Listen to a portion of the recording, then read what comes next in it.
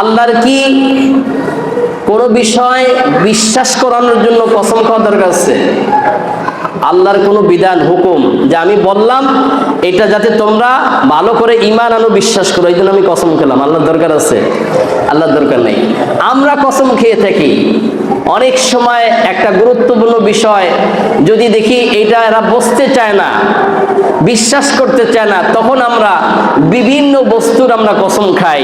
আমরা আল্লাহর কসম খাই, আল্লাহর কসম খেয়ে বলতেছি না এই বিষয়টা এইরকম, তুমি এটা সত্য, তুমি বিশ্বাস করে নাও। কিন্তু আল্লাহ তাআলার কি প্রয়োজন আছে যে এই বিষয়ের উপর কসম খেয়ে বলা? না। আল্লাহ তাআলা ফজরের কসমই কেন খেলেন? অন্য জায়গায় সুবহি প্রভাতের ভোরের কসম খেয়েছে, কখনো আল্লাহ তাআলা শামস সূর্যের কসম খেয়েছেন, কখন আল্লাহ তাআলা জাইতুনের কসম খেয়েছেন, সিনা পর্বতের কসম খেয়েছেন।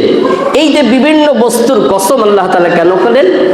আল্লাহ রাব্বুল আলামিন যে বস্তুর কসম খেয়েছেন ওই বস্তুটি বা ওই বিষয়টি আল্লাহ তাআলার কাছে অনেক গুরুত্বপূর্ণ। সুবহানাল্লাহ।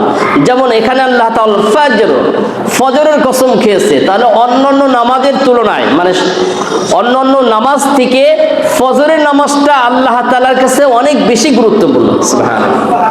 না, নামাজ সবই গুরুত্বপূর্ণ, যোহর আসর মাগরিব সবই গুরুত্বপূর্ণ, কিন্তু আল্লাহ তাআলার কাছে এই সব নামাজের থেকে আরো অনেক বেশি গুরুত্বপূর্ণ কোন নামাজের? ফজরের নামাজের। এজন্য আল্লাহ রাসূল সাল্লাল্লাহু আলাইহি ওয়াসাল্লাম হাদিসের মধ্যে বলেন মুনাফিক চেনার জন্য দুইটা লক্ষণ। কয়টা লক্ষণ? দুইটা লক্ষণ। মুনাফিকরা ওই সময় সাধারণত ফরজ মানে ফজর এবং এশারের নামাজ বেশিরভাগই কি করতো? মিস করতো। যে দেখবা ফজর এবং এশারের যারা নামাজের শরীক হয় না, এটা মুনাফিকদের একটা কি চিহ্ন। অন্যান্য নামাজ পড়ে কিন্তু নামাজ পড়ার পরও ফজরের নামাজে অংশগ্রহণ করে না, এশারের নামাজে অংশ নেয়। কারণ এই ফজর এবং এশারের নামাজ মুনাফিকদের জন্য অনেক কষ্টকর, মুনাফিকদের জন্য অনেক কষ্টকর। তারা ফজরের নামাজ পড়তে হবে, টাইম টু টাইম ঘুমাইতে হবে, উঠতে হবে, সময় মতো জাগতে হবে, এই ধরনের চেতনা ফিকির তাদের নাই। কিন্তু একজন ইমানদার সে এইভাবেই যে রুটিনটা করে নেয় যে আমাকে সময় মতো ফজরের নামাজে কি উঠতে হবে, জাগতে হবে, সে ওইভাবে প্ল্যান করেই সে কিন্তু রাত্রে ঘুমাতে যায়।